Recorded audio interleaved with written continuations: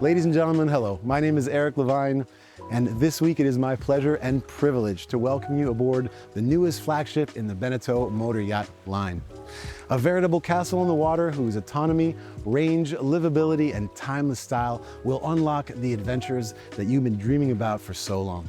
Ladies and gentlemen, welcome aboard the new Grand Trawler 63.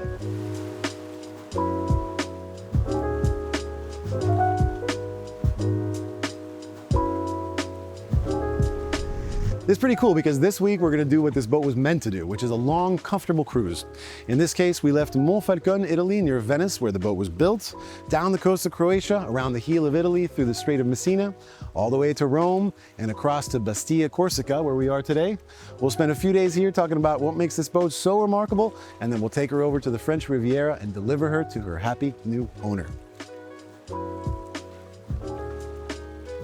Let's start with a little bit of history. You're probably all familiar by now with the Beneteau brand, which last year celebrated 140 years of boat building excellence. You're probably also familiar with the Swift Trawler range, which was launched in 2003 and is slowly but surely clicking towards 2,000 boats delivered to owners all the way around the world, making it the best-selling trawler range of all time.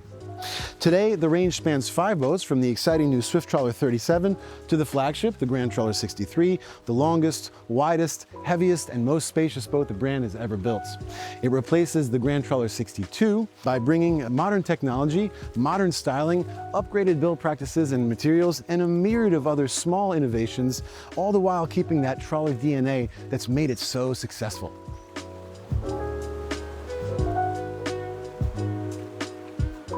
I'll tell you right away, I love this boat. And what I love most about this boat is the sheer livability of it, the comfort of it. And to understand the comfort, you have to understand the space, both inside and outside, starting with this expansive terrace on the sea, which is a common feature on all modern Beneteaus. The terrace on the sea has an optional third joystick and can be fitted with just about any kind of seating arrangement that you want, but nobody will blame you if you want to put a ping pong table there. There's enough room for it. It leads to this gigantic tender lift system, which also doubles as a swim platform and the base for all waterborne activities. From a technical point of view, you'll find the water and power intakes right there, as well as the optional passerelle.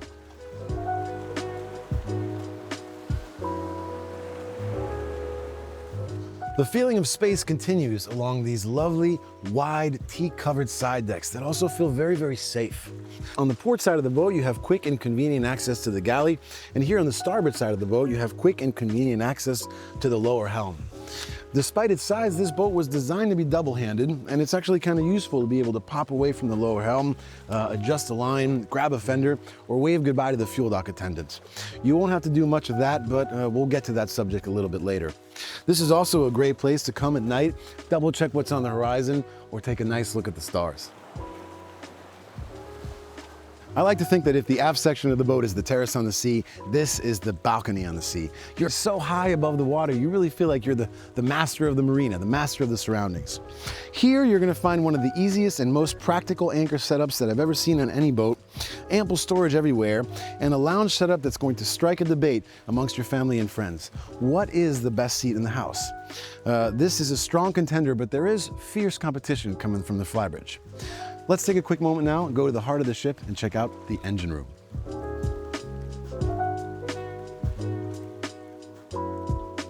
Welcome to the heart of the ship. Now, the skipper cabin and the engine room can both be accessed through a stylish gull-wing hatch, which is cleverly and neatly tucked into the aft section of the boat. Underway, of course, for safety, you can also access this space through the day access hatch in the terrace on the sea. Now, too often on a boat this size, the skipper cabin really is more like a skipper crawl space. It's dark, it's cramped, it's uncomfortable, it's unpleasant. Not on the Grand Trawler 63.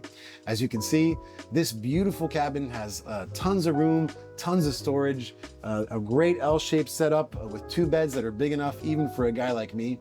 And if you think we went for a wet head setup on this boat, well, you're wrong, because not only it's got a very comfortable and dedicated head section, it's got a really nice full shower size as well. I say this in every video, but never for the skipper cabin. I'm 6'4", 220 pounds, and look at how much room I've gotten here.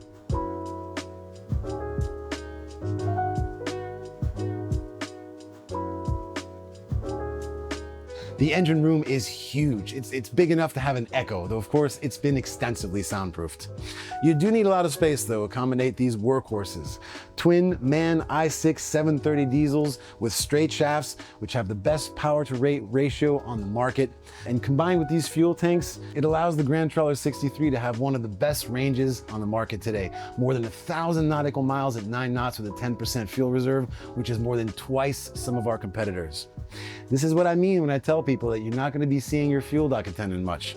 For a trip around Italy like we just did, if you're going 8 or 9 knots, one refill is enough. Now, let's start these puppies up and go for a boat ride.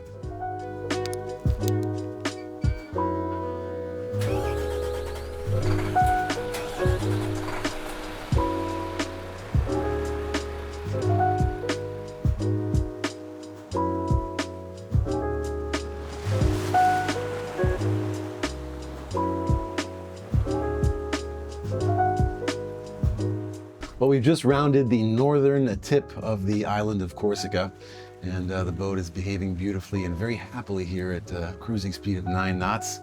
A modern piece of technology that's been added to this new Grand Trawler 63 are the Sleipner stabilizer fins, which now come part of the standard equipment on this boat. I get pretty excited when I talk about the Sleipner fins, and I could go on about them for quite a bit of time. But basically what you have to remember is that they are much lighter than a conventional gyroscope. They are also much better priced. It's a much simpler system which can be operated at the flick of a switch. There's no load time. There's also no water intake, which means there's no risk of sucking in a piece of debris and having to disassemble the entire boat to fix or replace the gyroscope. And they're pretty smart too. They have adaptive intelligence, which means that they can anticipate the movement of the wave before the wave actually hits the boat. You can deploy one fin. For example, if you're at a T-dock and there's a little bit of motion, you can deploy one fin and keep the boat stable. So there's a million reasons why this modern technology has been incorporated onto this boat. And the best thing about it is that it just works.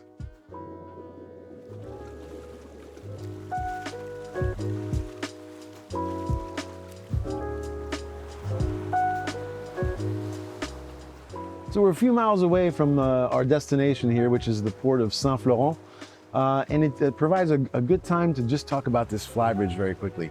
There are two accesses to the flybridge. One from the lower helm, which of course provides a quick and easy link between the upper helm and the lower helm, and then one in the aft section of the boat from the terrace on the sea, which is pleasantly configured with sturdy handrails and T-cap stairs that are just the right size, not too big, not too small.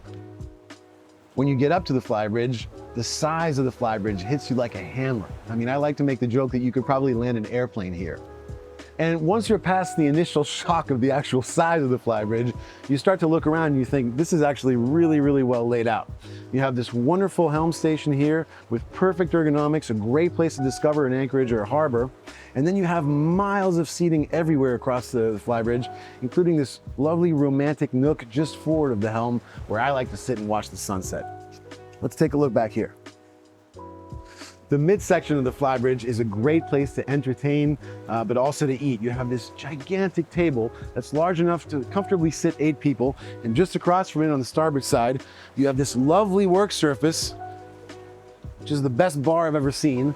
Complete, of course, with a Texas-style grill that's large enough to cook a bunch of T-bones.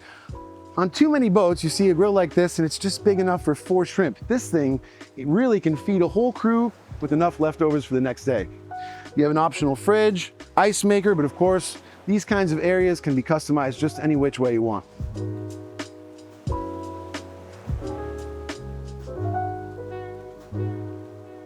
So a quick word about the T-top configuration. Basically, you have 3 choices. You have the standard T-top, you have the convertible T-top like this one, and then you have the silent boat T-top, which is covered with solar panels and allows you under certain circumstances to run your systems in complete silence without using the generator.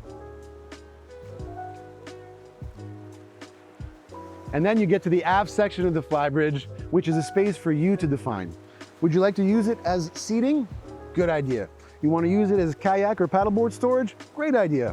You want to use it as a dance floor? Even better. Recently, I was up here with 14 people drinking champagne, and everybody had their own bubble. Everybody had their own space.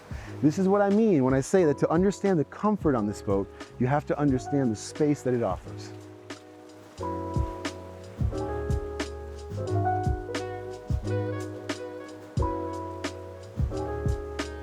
All right, so we're right outside of the lovely harbor of Saint-Florent, Corsica.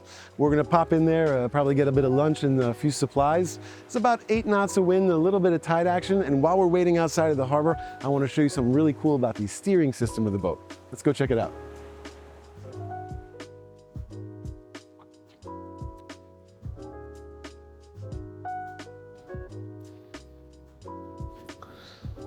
All right, so in a situation like this where you have to kind of hang tight for 15 minutes, 20 minutes, half an hour, whatever, you don't have to drop the anchor with this boat. You can press the button on the Xenta dynamic positioning system and stay safely immobile for as long as you want. It controls the thrusters, it controls the engines, and when you're ready to go, just press the button again and you're back with the throttles.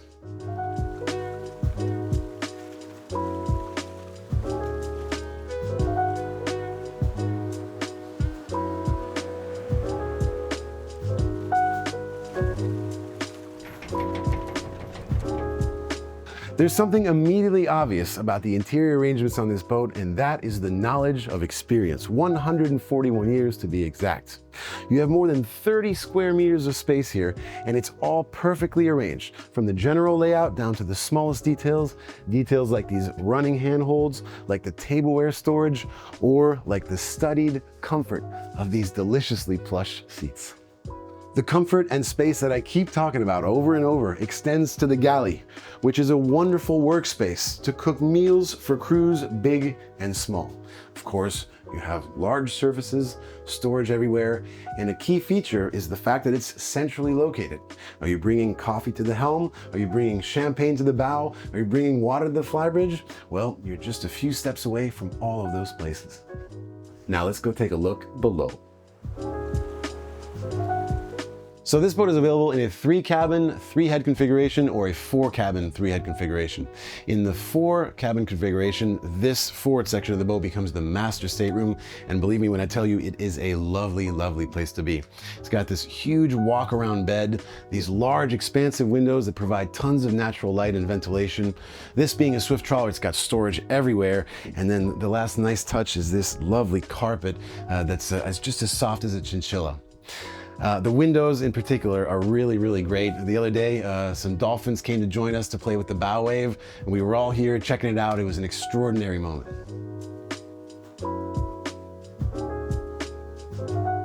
Okay, so a quick stop at the crossroads. To my right, up the stairs, is the main helm and the main salon. Below me, this hatch gives you quick access to many of the boat's systems, including some of the tanks. To my left, the portside cabin, which is currently set up with twin beds, but we can do pretty much whatever you want. We're working with a client right now who's interested in having this be his home office, and we're happy to make that happen. Lovely side head with direct connection between the portside cabin and the head. And now for your viewing pleasure, let's go check out the master stateroom. In the 3-cabin version of the boat, you will find here the full beam midship stateroom, and the volume in here is truly remarkable, even for a tall guy like me. You could be forgiven to think that you're on a boat that's 40 or 50 feet bigger than this one. As with every Beneteau, storage was key in the execution of the layout, and you will find here room for everything. Suits and suitcases, books and boxes, boots and bottles, and everything in between. And when everything is neatly tucked and stored away, you will find yourself lying in this super comfortable bed, looking out the window at the most beautiful view in the world, and dreaming of all the destinations still to come. Now, one more thing about this master stateroom.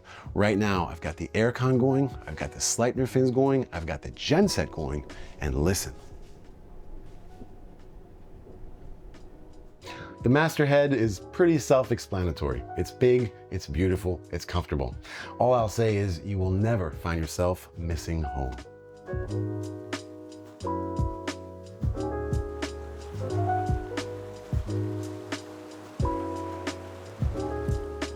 Well, the anchor's up, the engines are on. We've got about 120 nautical miles to Marina Baie des Anges, right next to Nice. It's gonna be an overnight passage, and I've got that giddy feeling of departure.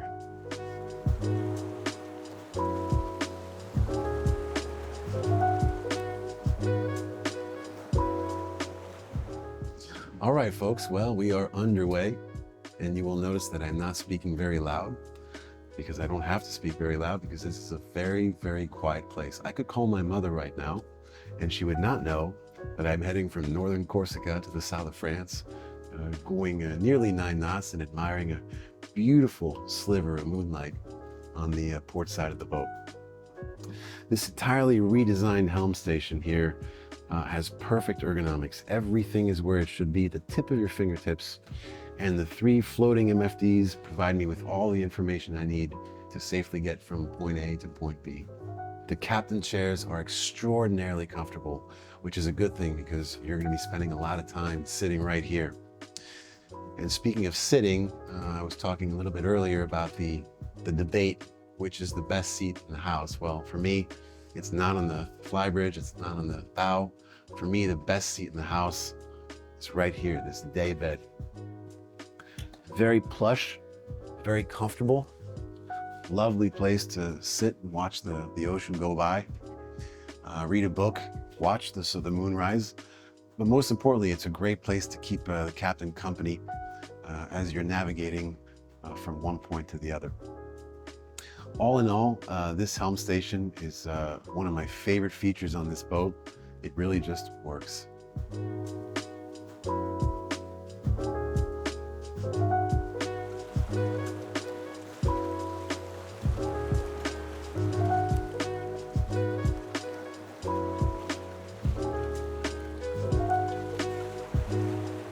All right, well, we've got the coast of France in sight, and in just a few hours, our beautiful trip from Northeast Italy will be coming to an end. I really look forward to seeing the new owner and handing over the keys of his beautiful new yacht. You know, after living on this boat for 10 days, I love her so much more. She was built with a sense of purpose that is really hard to find on modern boats these days. I guess the best way I could put it is that she's got the warmth and the honesty of a good friendship. And just like all the Swift trawlers, you also get the sense that she was built by boaters for boaters. You know, for those who live by the sea state and the weather, for those who live by the lights of dusk and the lights of dawn, for those who gratefully go off watch and gleefully come on again. Thanks for watching, and I hope to see you on the water really soon.